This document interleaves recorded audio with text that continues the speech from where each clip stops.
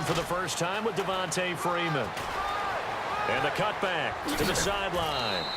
A big pickup there on the run. 31 yards. So much of this game is still mental, still psychological. Yeah, we just saw a big-time run right there, but you have to believe he was dreaming about this last night in his hotel room before this one, thinking, hey, first time I touch it, let's go for some big yardage and set a tone. That's exactly what he got done.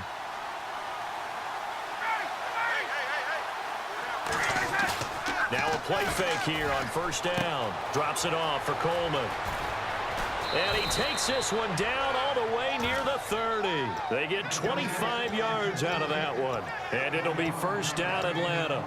Well, coaches always talk about finding balance on offense. I don't think you get much more balance than this. Big-time run, big-time pass. A 1-2 combination. Looked pretty good. How about that? Let's see if they can continue to take that kind of a punch, though. The former Indiana Hoosier here, Tevin Coleman. And he's going to get this one down to the 30. Give him a couple on the carry there, 2nd and 8. A glance at the starting unit. Julio Jones, a threat on the outside, of course. Combines great athleticism, incredible speed, and a whole lot of toughness to be one of the better receivers in the NFL.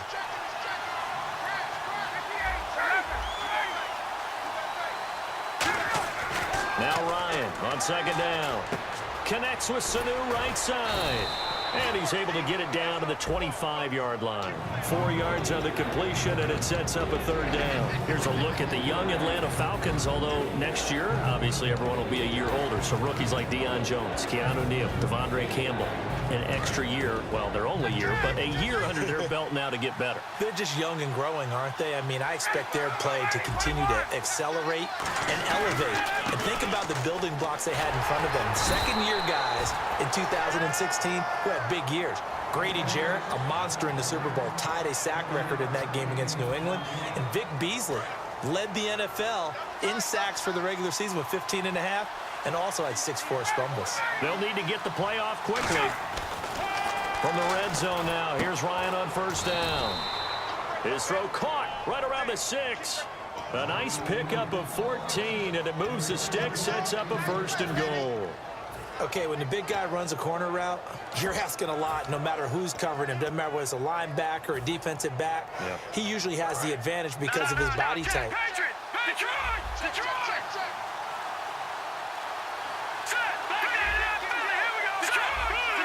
Now a whistle, and I think a penalty here for a delay. No, they're going to say timeout. They did get the timeout in time. They'll have 2 remaining as we step aside here in this first quarter. Let's go.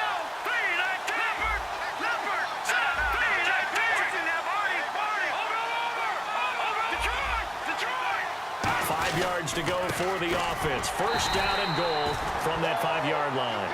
They'll say no gain on the play, and it'll be 2nd and goal. Crashing in from the end there, not to disrupt the pass game, but to disrupt the run game. Yeah, I love the distinction, too, because the good defensive ends, they can do it all. Set the edge in the run game, make sure that no one can move it that way, and, of course, rush the passer. On that play, use the speed to get there in the run game. And he is going to lose yardage here. Call that a loss of 5 yards on the play. And that's going to bring up an interesting 3rd and goal. On goal-to-goal runs, when you create lost yardage plays, the only way that happens is either called pressure or what I like to call straight-ahead pursuit. A great read, and they get to the backfield and make the play. And that was a big chunk of yardage lost. So offense moving a little too slow there, could not get set, and they get the penalty. Play number 8 here on the opening drive. This is 3rd and goal.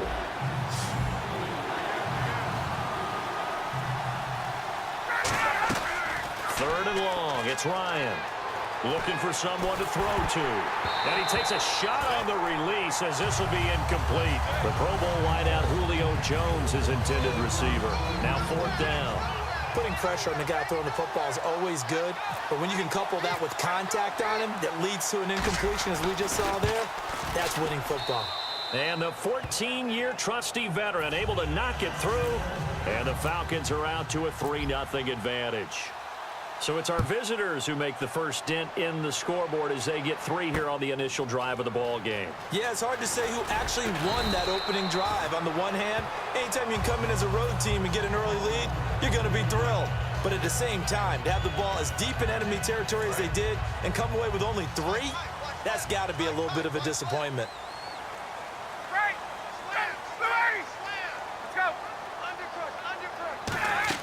They go play action here on first down. And his first pass is incomplete. Here's the offense, and we talk about the tight end, Jacob Tammett. A lot of people thought of him as simply a safety valve receiver. He can be a primary receiver. Jacob Tammett shows better athleticism than what people expect. Again on 2nd and 10, it's Ryan. Ryan hit, and he lost the football. And the offense will cover this one up, but they'll be pushed back inside their own 10.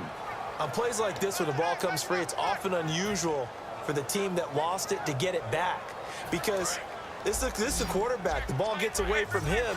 Everyone else is trying to execute what they're supposed to do on offense. They're usually looking in the other direction, downfield, or moved away from him. In this case, though, a teammate is able to come up with the ball. He was trying to hit Taylor Gabriel that time, and that brings up 4th down.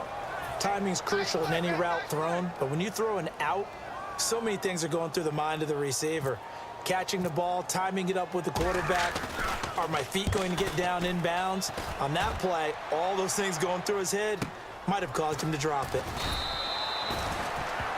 Alongside Charles Davis, Brandon Gaudin, it's the Falcons.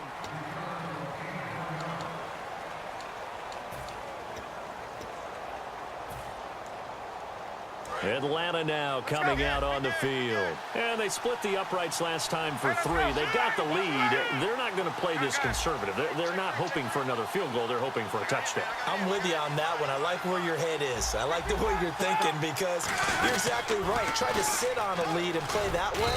That doesn't work too well for most teams. Run your offense. Run what you do best. Exactly. Put it all the way down and try to increase your lead in a big way. And the best way to do it, touchdowns. On 2nd down, here's Ryan. It's caught over the middle. Hooper. And now the rookie's free. Touchdown, Falcons. Austin Hooper, 59 yards. And the Falcons are able to show off their quick strike ability. When they drew that up, I don't think they envisioned it ending in a house call. But he got it and took it all the way home. Really impressive run after the catch, wasn't it? That was really special by him. But let's face it, in today's NFL, those tight ends are often former wide receivers or maybe even sometimes bigger running backs. They just put them in a position to get a great matchup and make plays like that. And he'll be taken down just past the 20 at about the 21-yard line. Now the Falcons offense gets ready to head back onto the field. And the last drive, their first drive, 3 and out. What changes here, if anything? I think it's making sure the guys that you trust the most with the ball, the biggest playmakers you have, that they touch it on this possession to try and get things moving. So get it to the horses. Without a doubt. They're the ones that typically end up in the end zone. And when you watch Devontae Freeman run the football, you can almost close your eyes and hear him running the football, can't you? Because people just scatter. I mean, you know, when he goes through a pile, it moves in a positive direction for him. I just love how hard he plays the game. 1,000-yard season. He had 11 touchdowns last year. In March, 25 years old. So he's kind of hitting that sweet spot for a running back, isn't he? He really is, and I still remember the evaluation of him coming out of college. He does everything well, but you weren't sure he had a dominant trait. Well, wrong about that. He's dominant just about everything he does, and I think that he's going to continue to elevate his game and seek a 3rd Pro Bowl in 2017. They'll run it with Coleman, and he gets it to the 32, good enough for a first down. It'll be a pickup of just 2, and on 4th down, they're able to convert and move the sticks. Coleman now. Speaking of the numbers you just gave. Ryan, it's hauled in by Hardy. That one goes for 13 yards, and it moves the sticks. Of course, the catch was nice, but how about what happened after? You're able to stay on his feet and gain all that additional yardage. So many of these slot guys, I think, have running back in their background. Now a play fake here on first down. He's going to hit his man out of the backfield, complete. They call it a gain of 19, and it moves the chains. Brandon, more and more offenses are going to the philosophy of using every inch of the field to try and spread things out. And when you're running back and catch the ball as well, that can only help your offense. Offense walks to the line for play number 7 of the drive. Freeman, the lone man in the backfield. A loss of a full 3 yards, and now it's second down. Well, that's the big drawback to this play. Even if somehow the quarterback pitches it, he's not immune to the big hit. In this case, he kept it and absorbed it anyway. Watch left, watch left, watch left. Start right there. They'll come out in the pistol. Back to the ground, this time with Freeman. And he will lose yardage back to the 34-yard line. And they'll lose a yard that time, and that's going to lead to a third down. 2 minutes to go here in the first half. We're back to Atlanta right after this timeout.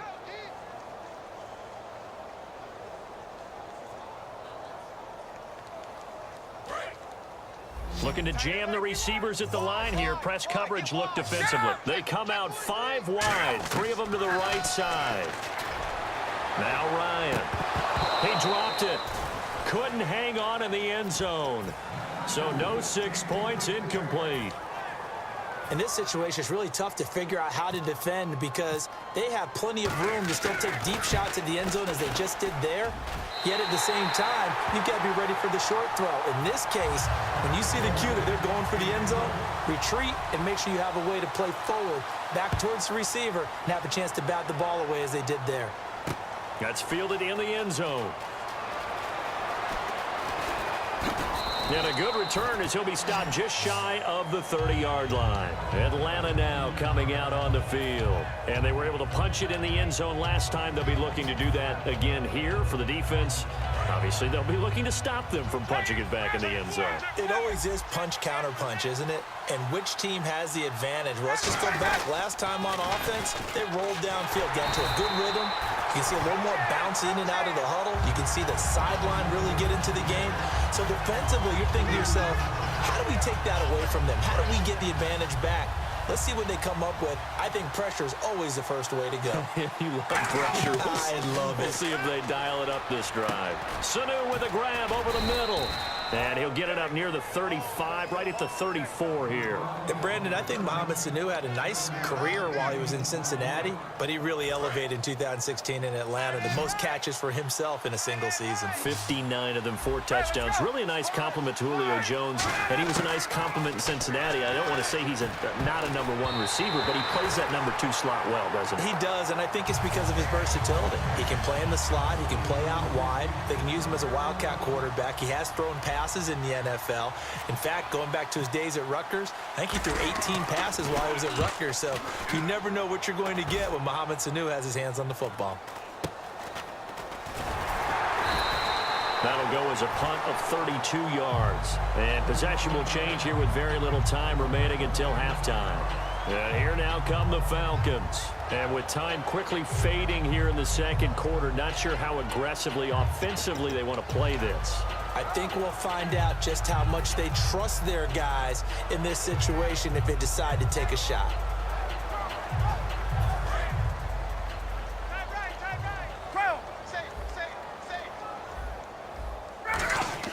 Now Ryan on first down. Pressure from his right, and he goes down hard, flat on his back. Now hold everything here. We're going to get a timeout by the offense. It's just their first, so they'll have 2 remaining here before we get to halftime. Hey, check 24. Watch 24. Now Ryan on second down. Trying to lay one up deep. And this will be incomplete. 1 second left to go. I know exactly why he tried to throw the ball to Julio Jones there. He's never considered covered. He's either too fast or too strong. You always try and get it to him. Especially on those deep passes.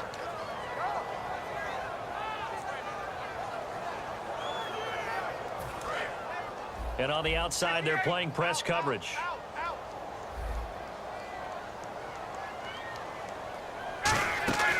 Final play of the half. It's Ryan surveying the field. He's going to let it go again. And it's incomplete. Took a shot, couldn't connect. And never mind, Larry. These two teams apparently anxious to get back at it. So both teams have their marching orders, and we'll get going again here in quarter number 3. This is fielded a couple yards deep. And last year that would have been a net gain of 5 on the return. This year he stopped where he would have been if he had taken a knee, and that's at the 25. Now the Falcons offense, they get ready to head back out here. They're down here, but very much in this game. What's the tonality of a coach's talk when a game is within striking distance like this at intermission? Typically, what they're doing is emphasizing the things that went well in the first half and wanting more of that. Sure, you've got to go over some of the errors and clean up some things because there's a reason you're down. But overall, I think they want to stay positive, stay up with this team. We're just starting the second half, and we've got the football. Let's go ahead and punch it in, and then we'll take it from there. See how that recipe works. On second down, Freeman. 2 yards on the pickup there, but it's enough to give him a new set of downs. 2nd and 1 is often an invitation to take the big shot downfield. I bet the offensive lineman said, are you kidding? We just get on our backs and let's go get the first down. They love being physical. They'll throw on first down with Ryan. And this is incomplete. Oh, well, you mind if we go off topic for a second? No, let's go. I like to do that randomly. AFC playoff contenders for this year that didn't make it last season. Who do you have that might get in? Well, I think Cincinnati's got to be considered there. Maybe they'd have an offseason that's calm, and they go into this season and try and get back to the playoffs where they've been perennials. How about Denver? Yeah. Remember last year they didn't have the quarterback to start. Trevor Siemian played pretty well overall. But maybe they can get solidified there and ride that strong defense right back into the playoffs. I'm going to give you a couple a little bit off the pace. Indianapolis cannot afford to squander Andrew Luck, one of the better young quarterbacks in the game. They've got to get back to the playoffs. And Buffalo, brand new head coach, brand new people running the ball club.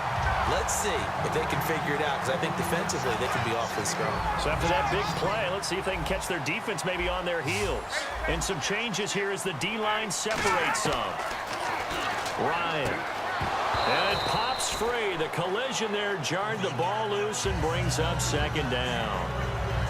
On any passes in the middle of the field, anyone who's going after the football is going to be conscious that it's probably going to be contested and often physically. Sometimes that leads to drops. 21. They'll put 2 receivers left, 2 to the right. Here's Ryan. And the Falcons get there. The Falcons get the sack. Down he goes. Partner, I know the ball security is preached like crazy, but every now and then you've got to know when to get rid of the football and save a little bit of yardage if you're a quarterback. Because now if you're the offensive coordinator, what does it do if it was 3rd and 10 versus 3rd and much longer as it is now? Yeah, it changes everything in terms of play calling and the pressure you might expect to face on the very next down. Had to throw the ball away and save the yardage. He didn't get it done. So much of this game is focus and concentration. And whenever I see guys running the in route, I know that in the back of their mind, they're always wondering who's lurking inside that might put a big hit on them as they try and catch the ball. They come out 5 wide, 3 of them to the right side. Now Ryan, he's going to sling this deep into a double team, and it's intercepted.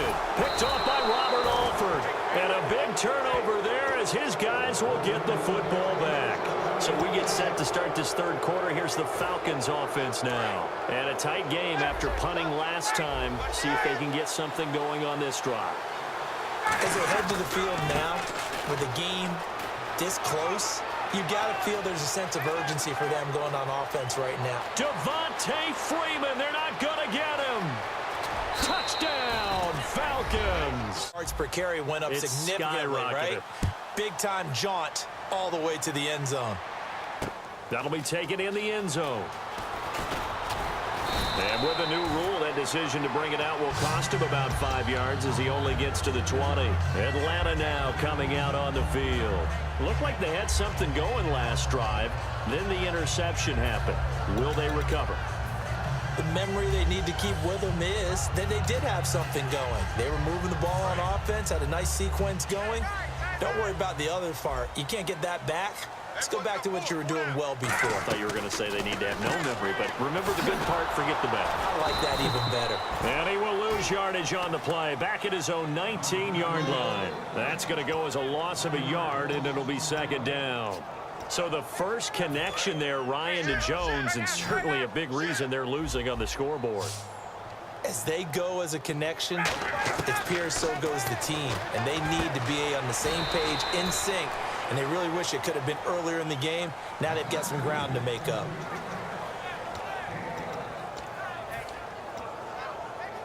So completion on second down, that brings up third.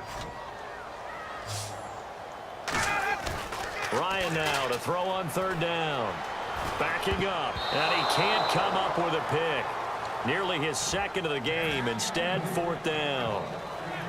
Well, he just threw an interception last drive. Nearly another pick.